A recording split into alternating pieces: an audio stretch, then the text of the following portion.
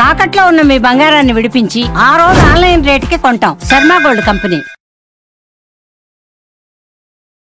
నమస్కారం, welcome to Suman TV. నేను గీతాంజలి. ప్రస్తుతం మనతో పాటు శ్రీచక్ర పీఠం వ్యవస్థాపకులు, ప్రముఖ జ్యోతిష్యులు డాక్టర్ ప్రదీప్ జోషి గురుగారు ఉన్నారు. వారితో మాట్లాడదాం. గురుగారు నమస్కారం అండి. శ్రీమాత్రే. త్వరలో షష్టగ్రహ కూటమి రాబోతుందని విన్నాము. దానివల్ల ప్రభావాలు అసలు ఎలా ఉంటాయి? ఎవరిపైన ఎక్కువ ప్రభావం ఉంటుంది? ప్రపంచ వ్యాప్తంగా ఉంటుందా, లేకుంటే కేవలం ఇన్ని దేశాలు మాత్రమే అని ఉంటుందా? అందులో వ్యక్తుల పరంగాన, వాళ్ళ జాతకాల పరంగాన ఎలా ఉండబోతోంది ఎఫెక్ట్? శ్రీ గురుభ్యో నమః. శ్రీమాత్రే నమః. ప్రపంచము ఎప్పుడు కూడా మార్పుకి గురి అవుతూ ఉంటుంది. మార్పు అయ్యేదే ప్రపంచం. సో ఒక్కొక్క సిచ్యువేషన్లో ఒక్కొక్క రూలర్ వస్తాడు, ఒక్కొక్క మార్పుకి ఒకళ్ళు సిద్ధమవుతారు. ఇది బాగా గుర్తుపెట్టుకోండి.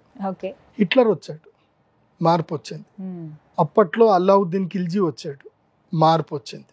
తర్వాత ఛత్రపతి శివాజీ వచ్చాడు, మార్పు వచ్చింది. హిట్లర్ పోయిన తర్వాత మళ్ళీ ఇంకా వేరే వేరే ఇప్పుడు తీవ్రవాదులు కొంతమంది వచ్చారు, కొంతమంది ప్రజానాయకులు వచ్చారు. ప్రపంచం లోపల ఎప్పుడో ఒక గొప్పోళ్ళు ఎవరో పుడతారు.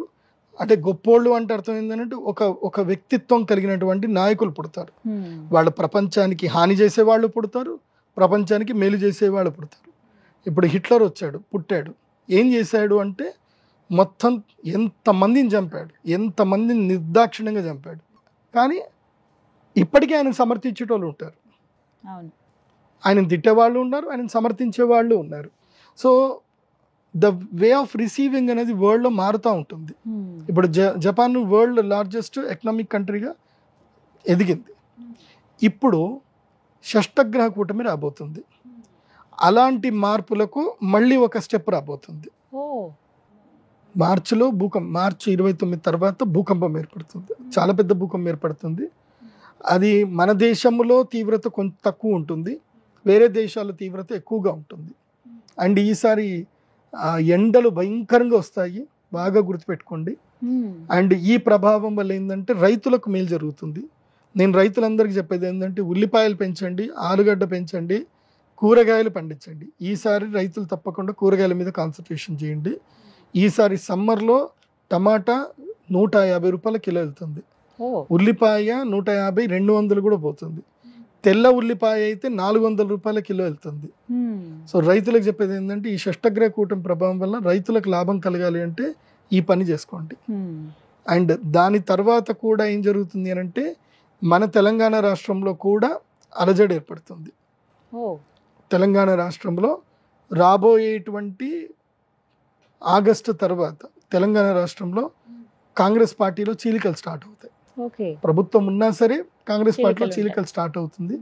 సో కాంగ్రెస్ పార్టీలో సీఎం మారే అవకాశాలు కూడా ఉంటాయి. తెలంగాణకి మళ్ళీ సీఎం మారే అవకాశాలు కూడా ఉంటాయి.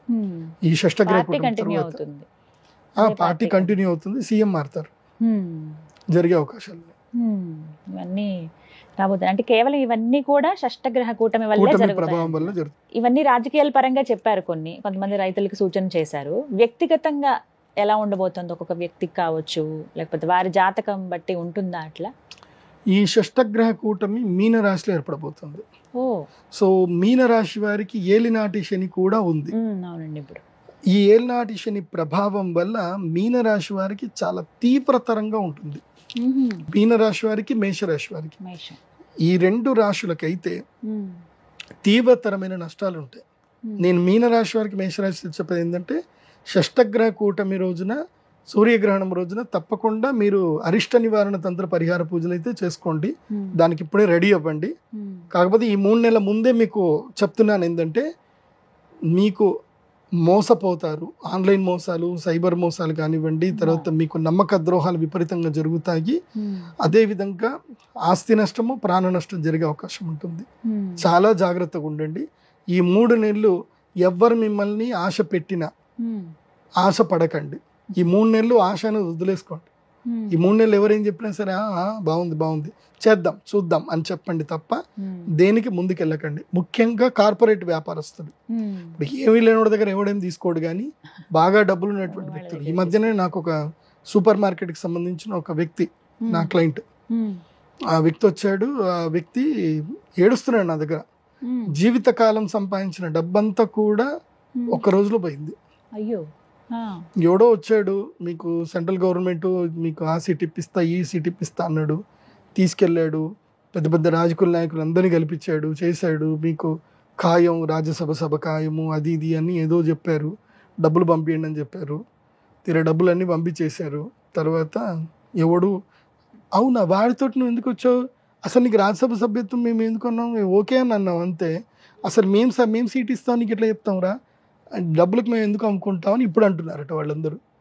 వాడు కేసు పెట్టినా వాడు లేడు ఇక్కడ, వాడికి ఎందుకోసం అంటే వాడు కేసు పెట్టిన వీళ్ళన్నీ కూడా బ్లాక్ అమౌంట్ కదా, ఏడుస్తూ కూర్చున్నాడు. ఇప్పుడు జీవితకాలం సంపాదించిన డబ్బు మొత్తం పోయింది, దాదాపు 35 కోట్లు పోయాయి.